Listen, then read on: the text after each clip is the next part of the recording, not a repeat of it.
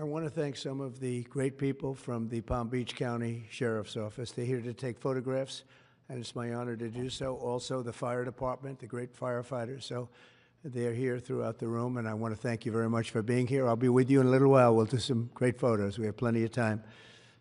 Policemen, policewomen, and firemen, firewomen, they're here, and we appreciate it very much. You've done a fantastic job. I think it's very important to state that incredible things are happening in our country. I think we've made more progress in 3 weeks than they've made in 4 years, especially with respect to the reputation of our country. And people are respecting us again as a country and as a powerful country, and maybe a smart country, but maybe not so smart, because when you look at some of the waste, fraud, and abuse that's being uncovered by DOJ and the people at DOJ, these are young, often young, but super brilliant people, incredible computer scientists and other things, and they're finding levels of fraud and waste and abuse like I think nobody ever thought possible. But before we do that, I just want to ask Will to come over. I've just finished signing some executive orders, and if we could start with that, Will, you might want to come up here and just explain what we did. Thank you.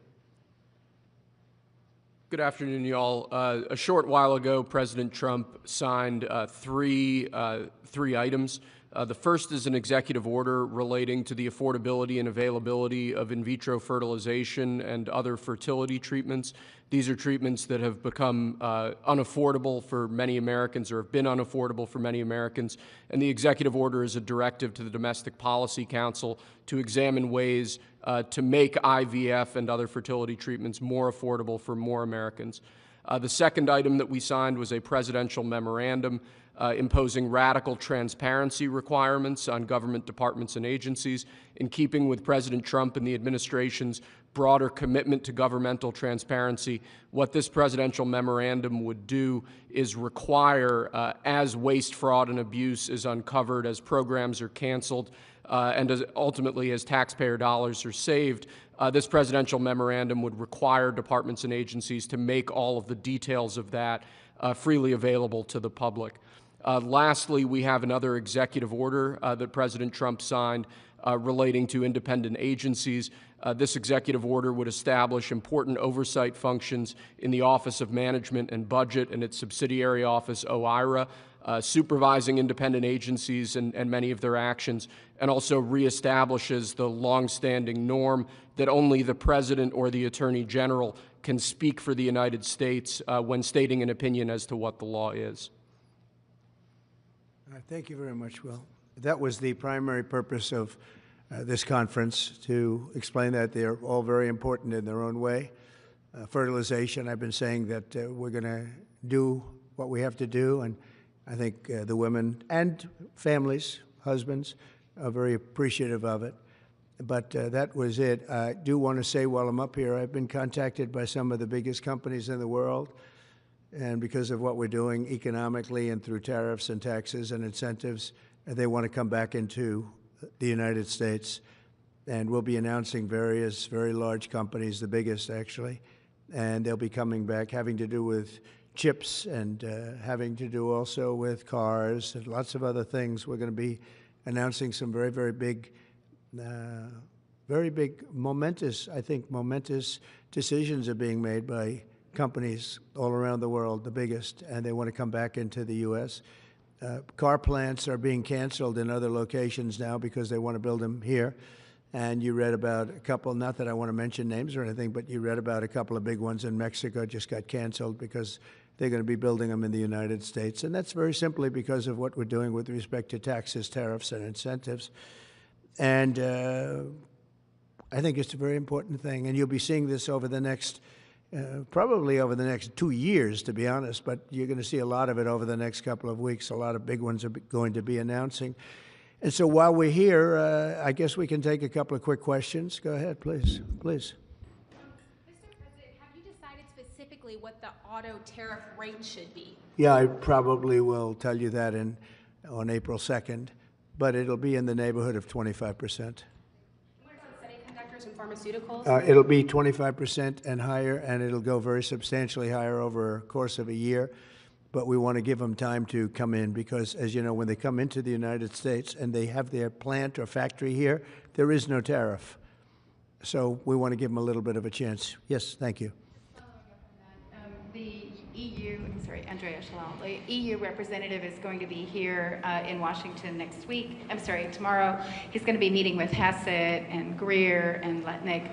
What can the EU do to sort of avoid the reciprocal tariffs that you've talked about? And, you know, you've talked a lot about the VAT. Do you expect them to reduce that?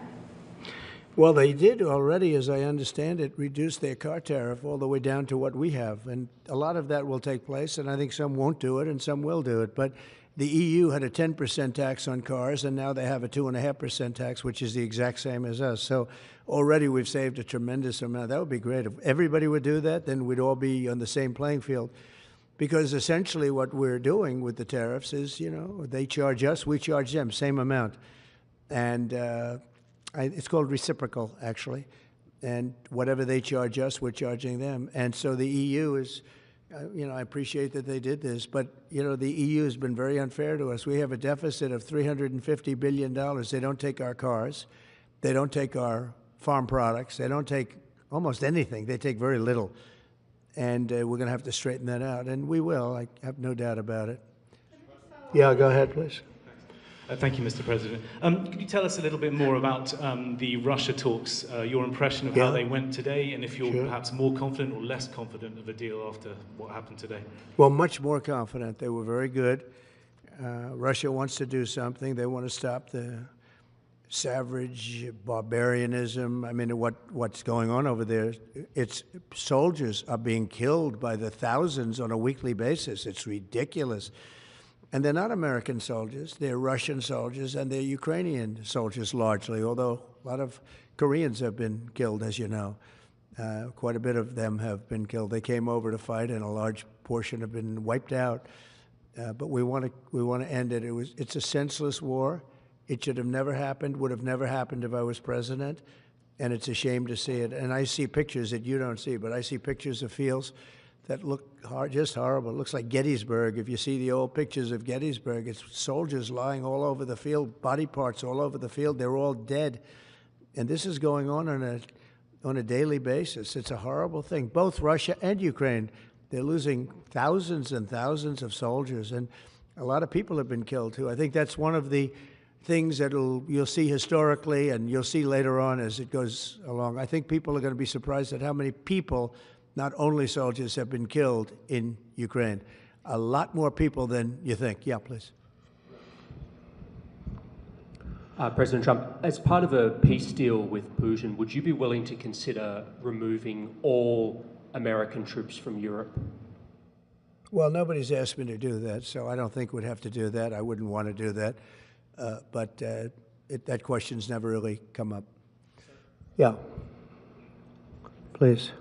Sir, do you support stationing European peacekeeping troops in Ukraine as part of this peace deal? If they want to do that, that's great. I'm all for it. If they want to do that, I think that'd be fine. Even if the Russians are... I mean, I know France has mentioned it. Others have mentioned it. UK has mentioned it. But, yeah, if we have a peace deal, I think having troops over there from the standpoint of Europe, we won't have to put any over there because, you know, we're very far away. But having troops over there would be fine. I would not object to it at all. We're talking about this now, peace. We have either a ceasefire or a peace itself, and we're looking to do both. We'd start off with the ceasefire, and if they want to do that. I know France was willing to do that, and I thought that was a beautiful gesture. Yeah, please. Do you have any message for Ukrainians who, after 3 years of fighting, might feel betrayed or disappointed at not having a seat at these initial talks in Saudi Arabia? Well, I think I'm really disappointed in what's happened. I've been watching this for 3 years. It's a war that would have never happened if I was president, and I've been watching these people being killed at levels that you've rarely seen, not even close, since the Second World War. And I'm very disappointed. I hear that, they're upset about not having a seat. Well, they've had a seat for 3 years and a long time before that. This could have been settled very easily. just a half-baked negotiator could have settled this years ago without, I think, without the loss of much land, very little land, without the loss of any lives, and without the loss of cities that are just laying on their sides. You have those magnificent golden domes that are shattered, will never be replaced. You can't replace them. 1,000-year-old domes that are so beautiful, you can't replace that. A whole civilization has changed because of what. So when they're worried about not being seated, you mean somebody that should have gone in and made a deal a long time ago? You could have made a deal. This is one that could have made a deal. There was no talk of this during the Trump administration. Putin would have never, ever done it. And by the way, we wouldn't have had October 7th. You know that. We wouldn't have had October 7th either in Israel. And we wouldn't have had that mess that's going on over there. It's like we have great fire people here. We're putting out fires. All over the world we're putting out fires. So that wouldn't have happened. And you know what else wouldn't have happened? Inflation. Because it was caused really by the cost of energy going through the roof because of their bad energy policies and also their spending, their terrible spending, wasteful spending on the Green New Scam. It's a scam. It's a whole big scam. Yeah, please. Yes, sir. I want to ask you a little closer to home. What would it take for you to reconsider the restrictions on the Associated Press? And secondly, some of your advisors are concerned with the Associated Press's style guide, using language and giving guidance to not use words like illegal immigrant or to use phrases like gender-affirming care. And they're concerned about that being an encroaching of liberalism in the way in which the press writes about things. Do you share those concerns? Well, I do think that some of the phrases that they want to use are ridiculous, and I think, frankly, they become obsolete, especially in the last 3 weeks, because many things have happened in the last 3 weeks. And I didn't know about that, but I would say that if they want to use certain phrases like that, and I guess some are okay, but many aren't, but the Associated Press just refuses to go with what the law is and what is taking place. It's called the Gulf of America now. It's not called the Gulf of Mexico any longer. I have the right to do it, just like we have the right to do Mount McKinley, and nobody's even challenging that. But only the essentially, it's primarily the Associated Press, and I don't know what they're doing, but I just say that we're going to keep them out until such time as they agree that it's the Gulf of America. We're very proud of this country, and we want it to be the Gulf of America. Now, the Associated Press, as you know, has been very, very wrong on the election, on Trump and the treatment of Trump, and other things having to do with Trump and Republicans and conservatives. And they're doing us no favors, and I guess I'm not doing them any favors. That's the way life works. But, you know, thank you for the question. Who are you with? Very good question. Thank you. Yes. We're hearing that Russia wants to force Ukraine to hold new elections in order to sign any kind of a peace deal. Is that something that the U.S. would ever support? Well, we have a situation where we haven't had elections in Ukraine, where we have martial law, or essentially martial law in Ukraine, where the leader in Ukraine, I mean, I hate to say it, but he's down at 4% approval rating, and where a country has been blown to smithereens. You got most of the cities are laying on their sides. The buildings are collapsed. It looks like a massive demolition site. The whole, I mean, so many of the cities. I mean, they haven't done it in Kiev because I guess they don't want to shoot too many rockets in there. They've done it 20%, but they haven't done it 100%. If they wanted to do it 100%, it would probably happen very quickly. But you have cities that are absolutely decimated. And yeah, I would say that, you know, when they want a seat at the table, you could say the people have to, wouldn't the people of Ukraine have to say, like, you know, it's been a long time since we've had an election. That's not a Russia thing. That's something coming from me and coming from many other countries also. You know, Ukraine is being just wiped out. Look at what's happening to the cities. There are cities, there's not even a building standing. It's a massive, you talk about Gaza. I mean, it's literally, these cities look like Gaza. Actually, many have, percentage-wise, more buildings knocked down than in Gaza. So, you know, people are tired of it. People want to see something happen. And, you know, the other thing that it's been bothering me for a long time, because I solved the problem with NATO. They paid hundreds of billions of dollars into the funds of NATO when I said you got to pay, because the United States was paying for European countries, and then they take advantage of us on trade. But I've seen it. Look, they have to pay. They have to find out, where's the money going to? We have, I believe, President Zelensky said last week that he doesn't know where half of the money is that we gave him. Well, we gave them, I believe, $350 billion, but let's say it's something less than that, but it's a lot.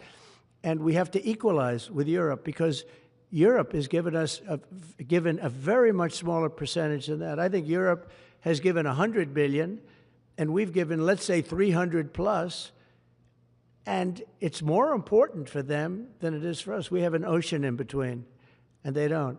But where is all the money that's been given? Where is it going? And nobody, I've never seen an accounting of it. We give hundreds of billions of dollars. I don't see any accounting. So I want to see peace. Look, you know why I want? Because I don't want all these people killed anymore.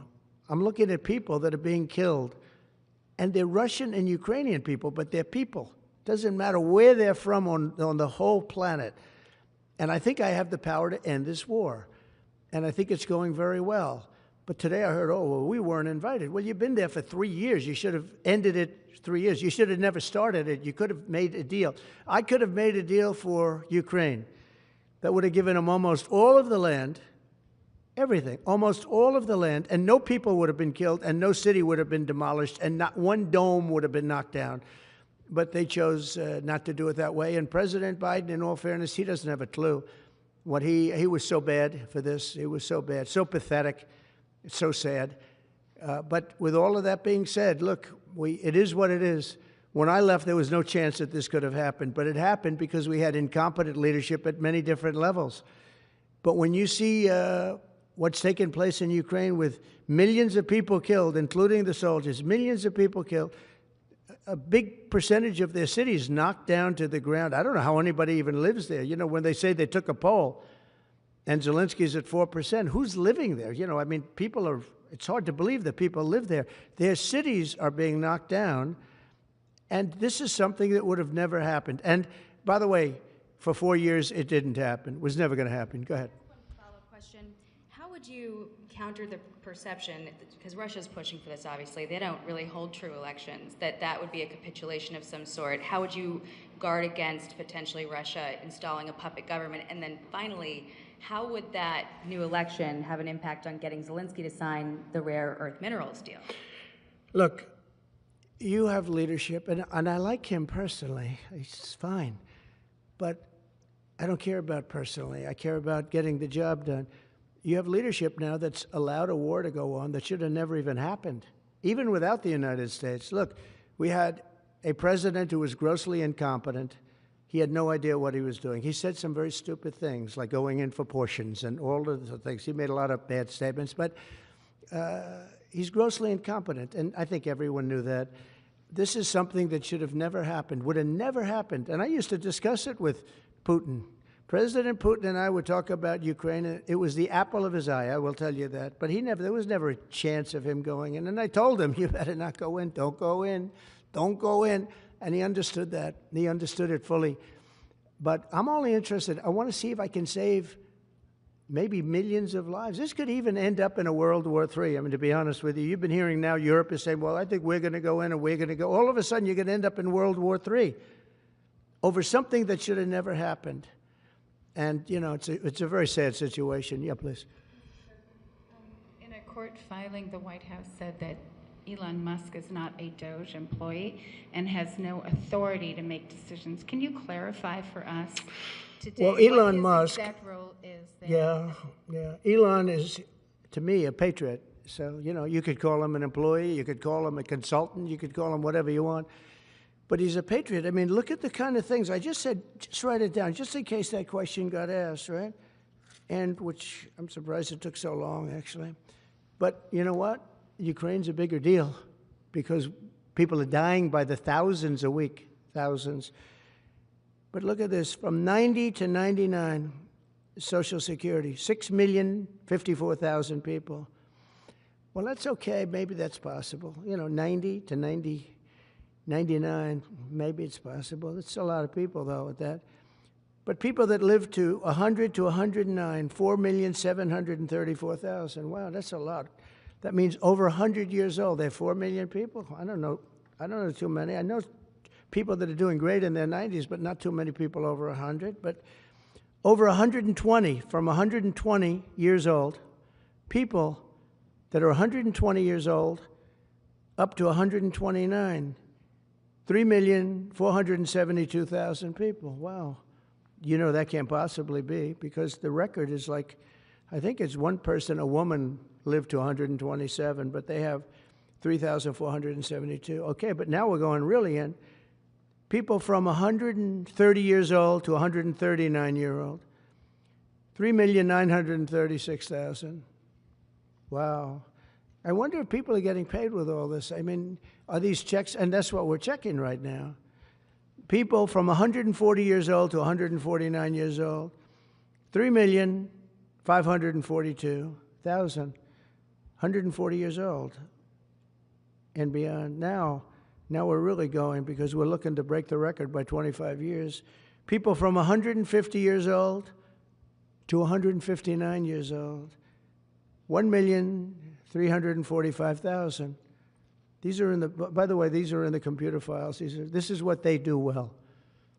They're super. I asked Elon, who are these Doge people?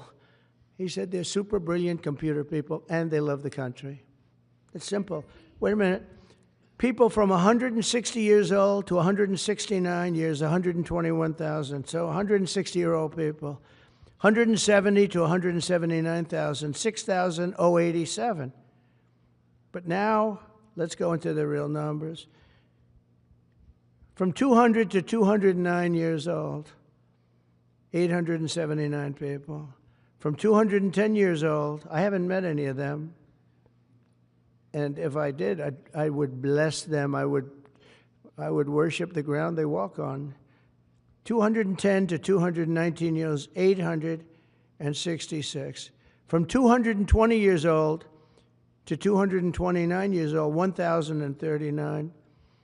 And then you have two people, from 240 years old to 249 years old, one person.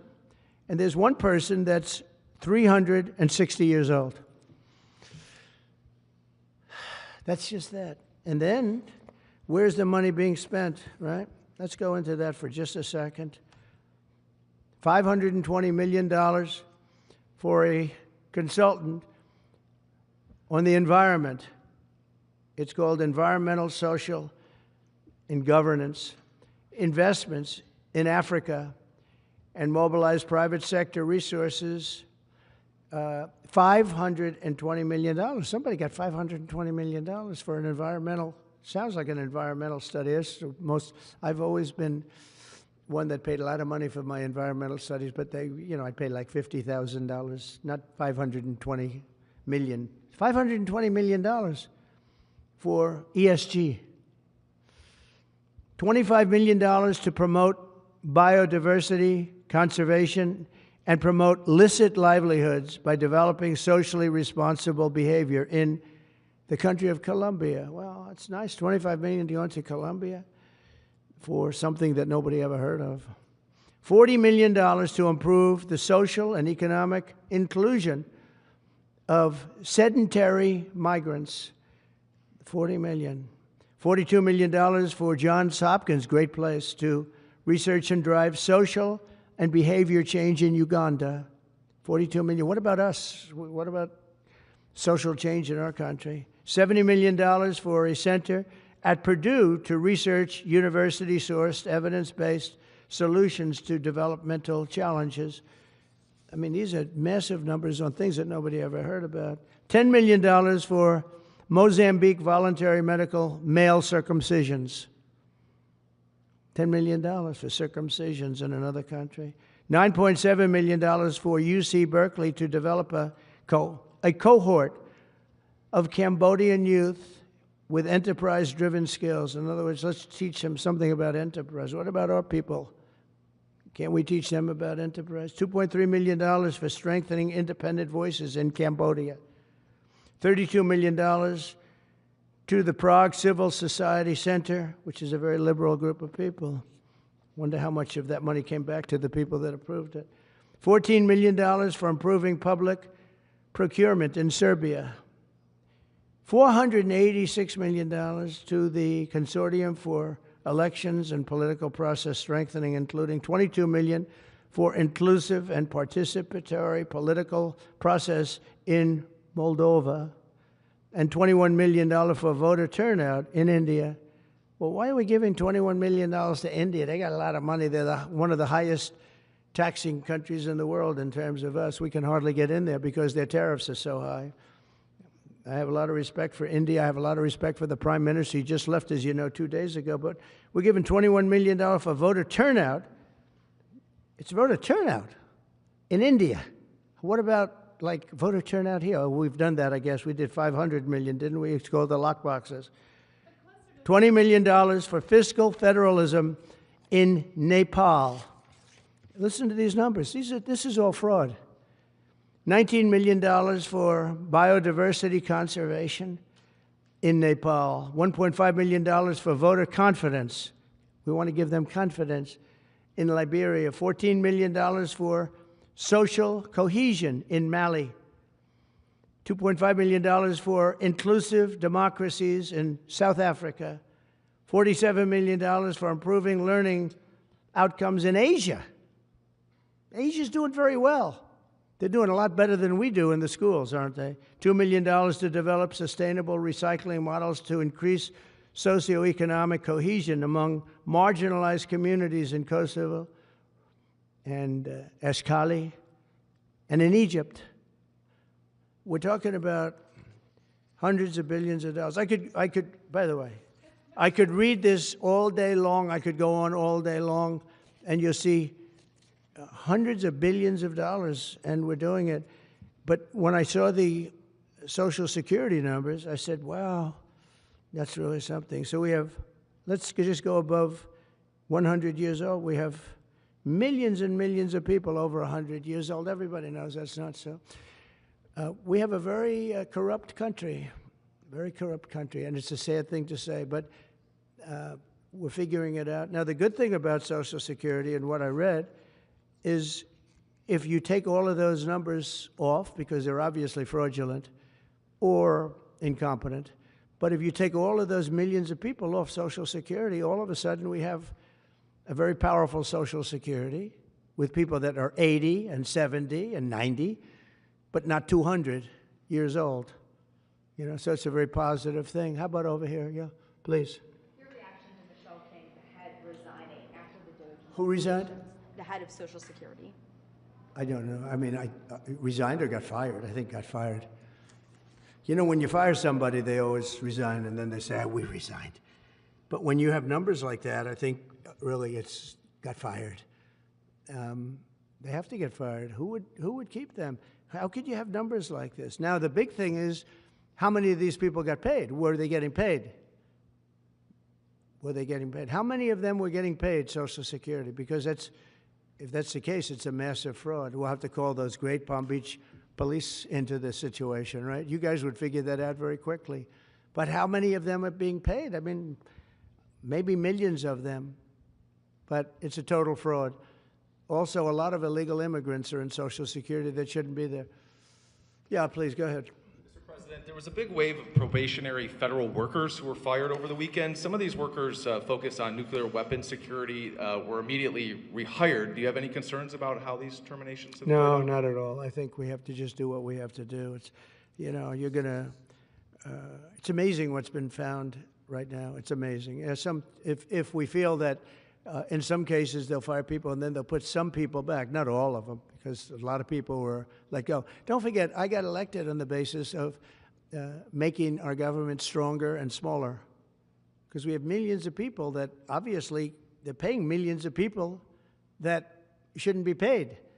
And that has also to do with workers. Yeah, please. No, go ahead. Actually, yes, New York Times. Mr. President, given your concerns about corruption, you said that if there were any conflicts of interest with Elon Musk, you wouldn't let him anywhere near it. That's right. Doge and SpaceX employees are now working directly at the Federal Aviation Administration and the Defense Department. agencies that have billions of dollars in contracts with Musk's companies or that directly regulate his companies. How is that not a conflict of interest? Well, I mean, I'm just hearing about it, and if there is, and he told me before I told him, but obviously I will not let there be any conflict of interest. He's done an amazing job. They've revealed, in fact, he's going to be on tonight, a big show called Sean Hannity at 9 o'clock, and he's on and I'm on, and we talk about a lot of different things. And any conflicts, I told Elon, any conflicts, you can't have anything to do with that. So anything to do with possibly even space, we won't let Elon partake in that. Yeah, please. On immigration, sir, you said you would be sending the worst of the worst to Guantanamo Bay. What we're finding out is that there are a lot of low-risk migrants who don't have a criminal background who are also being sent. Are you thinking about this differently now? No, they're going to be brought back to their countries. And with some persuasion, every one of those countries, everyone in the, as you know, every country is taking the people back. So some of them are going to be brought back to, many of them, any of them that are low risk, as you say, are going to be brought back to their countries. Yeah, go ahead, please. Can you give us a bit of an update on where you stand with Venezuela? Yeah, it's oil. There's basically a monthly license that can soon extend. Well, you know, we had Venezuela on the run, and it looked like that was going to be very good. And when Biden came in, as he always does, he screws it up. And they started buying millions and millions and millions of dollars of oil, billions of dollars actually, of oil, and it gave them a new lease, a new really lease on life. But we'll see. We had some pretty good discussions with a lot of people within our government and the United States government that are involved in that. And Venezuela's a little bit early, but, you know, we were not buying from Venezuela when Biden came in for whatever reason. Instead of just taking the beautiful, as I call it, liquid gold, we have more than anybody, they started paying a fortune to Venezuela. And we're looking at that, actually. Why did they do that? Why were they doing that? Why would they go to the enemy and give them billions and billions of dollars? Now, with that being said, as you know, Venezuela has said very strongly they will not take any illegal immigrant, any of the people that they sent over to us. They sent their gangs, probably the worst gang anywhere in the world, as bad as MS-13, maybe worse, and they came out of the jails of Venezuela. They emptied their jails into our country, and they said, we'll never take them back. Well, they took them back, and they're taking them back, and they are taking them back rapidly. They were sending a lot of people to Venezuela. They said they wouldn't take them back, and they are taking back. But we're looking at Venezuela very seriously, and we're going to be able to. Don't forget, I've only been here for 3 weeks. Yeah, please. Just a little clarity on, are you inclined to continue to allow Venezuela, through, I think, Chevron and other oil companies, to export those petroleum products, or are you maybe inclined not to pull back on Yeah, maybe not. We're looking at that now. I just got here. When I left, they weren't doing anything. They were ready to go. We give up. And then Biden came along and he gave them literally billions of dollars. I couldn't believe it, actually. And we have so much under our feet, liquid gold. We have so much, and it was pretty amazing. So we're looking at that whole situation, why he did it. All right, how about one more? Yeah, please. Tell us about the CIA drone flights over Mexico. Is this the next step in the war against the cartels? Well, we're going to see. Should they have authority to take lethal action? Mexico's allowed a tremendous number of people to go through their country into ours, and even people coming from Mexico, and illegals, totally illegal. They've allowed people to empty jails into Mexico and then let them come through with this totally ridiculous open border policy of the Biden administration. So millions of people have come in, and hundreds of thousands, and actually millions, are criminals. They came in from jails all over the world that release them into Mexico, and they come into our country. And they also came in from Canada, by the way, large numbers through Canada. In fact, when we closed up the one border, they came in through the other border. So Canada is not an uninterested party. But I will say this. We're dealing with Mexico. I have a very good relationship with Mexico, but I think Mexico is largely run by the cartels, and that's a sad thing to say. And if they wanted help with that, we'd give them help. But Mexico, if you look at what's gone on with Mexico for years now, but now especially, it's run by the cartels. And they've allowed millions of people to come into our country from jails and prisons of other countries from all over the world, not just South America, Africa, Asia, all over. A lot from the Congo in Africa, a lot. They opened their jails. They came in through Mexico, and we have some of the worst criminals coming in from the Congo and other places. So it's not just South America, and it's not just Venezuela, but they opened their jails. And you know the crime rates in Venezuela and other places all over the world has gone way down. You know why? Because they've given us their prisoners, they've given us their drug lords and their gang members, and it's hard to believe that we accepted this. It's hard to believe that we allowed open borders, and we're taking in, you know, hundreds of thousands and millions of people coming in from all over the world that are absolute stone-cold criminals. In fact, 11,088 murderers, and many of those people have murdered more than one person. Why are they giving us these people, and why are we taking these people under Biden? You know, you had a border czar that never went to the border. Happened to be a vice president, never went to the border, never called the border people. I call them all the time. I speak to them all the time. But here's the good news. We have the most secure border we've ever had right now. As secure and even more secure than I had it 4 years ago. And the Border Patrol is doing incredible. ICE is doing incredible. Tom Homan's unbelievable, and Kristi Noem has been just working very, very hard, very, very hard. And we have the best numbers we've ever had, and we're going to keep it that way. And we're going to find out how a thing like this could have happened to our country, because who would allow this to happen? What they've done to our country is so sad. Thank you very much. Thank you.